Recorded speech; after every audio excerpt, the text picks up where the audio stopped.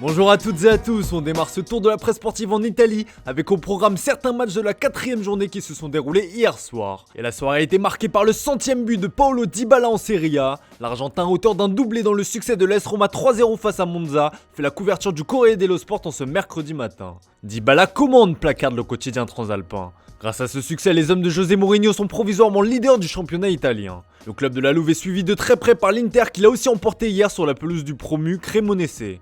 L'Inter est de retour, lâche la Gazzetta dello Sport. Une victoire 3-1 des hommes de Simone Inzaghi qui prépare donc parfaitement le derby face à l'AC Milan samedi prochain. Et le rival et voisin Rossonero n'a pu faire mieux qu'un match nul 0-0 face à Sassuolo. Milan ralentit, mais niant géant comme vous pouvez le voir un peu plus bas dans le journal au papier rose. D'ailleurs, comme le rapporte Tuttosport, on apprend que le club milanais qui a récemment été racheté par le fonds d'investissement américain Red World Capital a désormais pour actionnaire la superstar du basket, LeBron James. En effet, la star des Los Angeles Lakers fait partie de la longue liste des investisseurs. Connu pour détenir des parts de Liverpool, LeBron James diversifie donc ses actions dans le monde du foot à travers son fonds d'investissement qui se nomme Main Street Advisor, qui compte aussi le rappeur Drake dans ses associés. Enfin, pour être complet, la Juventus va prochainement accueillir Leandro Paredes, priorité absolue de Massimiliano Allegri. Paredes, c'est fait, lance Tuttosport sur sa une. La transaction devrait se conclure sous la forme d'un prêt avec une option d'achat de 15 millions d'euros plus 5 de bonus, qui peut devenir obligatoire sous certaines conditions. Allez, on prend la direction de l'Angleterre où ça jouait aussi hier soir. Dans le cadre de la 5ème journée de Premier League, Chelsea a concédé un deuxième revers consécutif, 3 jours après sa lourde défaite face à Leeds 3-0. Cette fois-ci, les Blues se sont inclinés sur le score de 2-1 face à Southampton. Le Daily Express fait dans le jeu de mots en se moquant du coach Thomas Tuchel, touchdown, en référence évidemment au football américain. Le Daily Mirror n'y va pas de main morte et met à l'honneur le jeune Romeo Lavia qui les a détruits. À 18 ans, il est devenu le premier joueur né en 2004 à avoir scoré en Premier League. Cette défaite fait aussi la une du Daily Mail qui met cependant en avant une info mercato. Malgré l'arrivée imminente de Wesley Fofana en provenance de Leicester, Chelsea veut recruter un autre défenseur. Et tenez-vous prêts puisque ce sera plus cher que Fofana et ses 82 millions d'euros. Le tabloïd anglais qui s'insurge par ailleurs évoque un montant de 75 millions de livres, soit près de 87 millions d'euros pour Josko Gvardiol. Le défenseur du RB Leipzig égalerait donc le transfert du défenseur le plus cher de l'histoire détenu par Harry Maguire.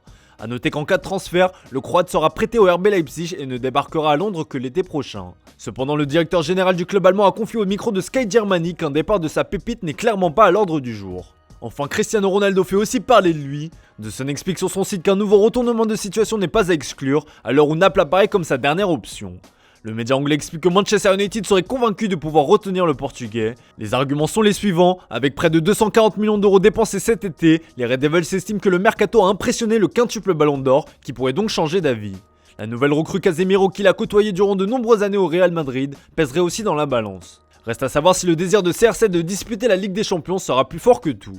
Allez, on continue à parler mercato avec le FC Barcelone qui s'apprête à vivre 48 heures de folie. Et comme le placard Le Mundo Deportivo sur sa une, le club catalan a lancé son sprint final. Le quotidien fait le point sur les derniers dossiers chauds du Barça et ils sont nombreux. Côté arrivé, le transfert de Marcos Alonso est attendu. Le Barça a rencontré hier l'agent du joueur et sa signature est considérée comme en très bonne voie. L'opération va avoisiner les 10 millions d'euros. Aubameyang quant à lui fera le chemin inverse. Le FC Barcelone et Chelsea sont proches d'un accord pour un transfert avoisinant les 20 millions d'euros. Proche d'un départ à la Juventus, Memphis Depay pourrait finalement rester en Catalogne, tout le contraire de l'espoir Abdé qui devrait filer en prêt à Osasuna. Enfin, les Blaugrana espèrent toujours mettre la main sur un latéral droit. Thomas Meunier de Dortmund est la priorité et le plan B se nomme Hector Bellerin qui appartient toujours à Arsenal. De son côté, le journal Sport évoque aussi le contre-la-montre qui attend le Barça. Pour le journal espagnol, c'est 8 opérations XXL que les coulés doivent gérer car il y a aussi le cas des indésirables Dest, Pjanic et Braithwaite à régler.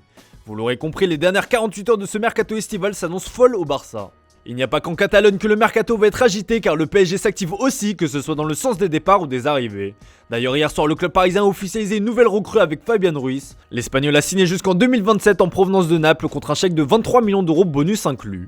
Et le milieu ne devrait pas arriver seul puisque son compatriote Carlos Soler est aussi attendu. Ruiz est là, Soler arrive, résume d'ailleurs le journal L'Équipe. Alternative de Fabian Ruiz au milieu de terrain, le joueur de 25 ans devrait évoluer un cran plus haut au sein du club parisien. Le joueur du Valenciennes va signer pour 5 ans contre un chèque de 22 millions d'euros, bonus compris. Un transfert que confirme d'ailleurs Super Déporté sur sa une. Soler se dirige vers le PSG sauf rebondissement radical de dernière minute peut-on lire. Une information également confirmée par le quotidien espagnol AS. Enfin, pour être complet sur l'actu du club de la capitale, ça chauffe pour Icardi à Galatasaray. L'Argentin et sa femme et agent Vandanara se sont rendus la semaine dernière à Istanbul pour rencontrer les dirigeants de Galatasaray. Selon nos infos, les discussions entre les deux parties tourneraient autour d'un prêt sans option d'achat. De plus, une partie du salaire devrait rester à la charge du PSG. L'ancien interiste espère que l'accord sera conclu rapidement. Et on file en Espagne pour terminer ce tour de la presse sportive avec l'Épinoca Antoine Griezmann. Le Français est pris en otage en raison du conflit qui oppose le Barça à l'Atlético de Madrid. On rappelle que le joueur est prêté 2 saisons par le club catalan qui a inclus une option d'achat de 40 millions d'euros. Cette dernière sera activée si Grisou dispute 50% des matchs des Colchoneros durant les 2 saisons. Problème, l'Atleti n'est pas disposé à payer autant pour un joueur qui va bientôt fêter ses 32 ans. Du coup, le coach Diego Simeone a reçu pour ordre de sa direction de ne plus le faire jouer, ou du moins seulement 30 minutes par match. On rappelle que pour qu'un match soit comptabilisé, le joueur doit disputer 45 minutes. La saison passée, le Français a disputé 80% des matchs, ce qui explique son temps de jeu famélique cette saison. Une situation qui commence sérieusement à agacer le principal intéressé. D'après l'équipe, il menacerait même de claquer la porte. L'international français commence à s'inquiéter pour son temps de jeu en vue de la Coupe du Monde au Qatar. Ce dernier se serait même déjà entretenu avec son sélectionneur Didier Deschamps qui s'est dit inquiet, mais il garde confiance en lui. Un départ dans les 48 heures semble compliqué, mais rien n'est à exclure. Voilà, c'est tout pour ce matin. Merci pour votre fidélité, bonne journée à vous. On se retrouve tout à l'heure pour le traditionnel JT Foot Mercato.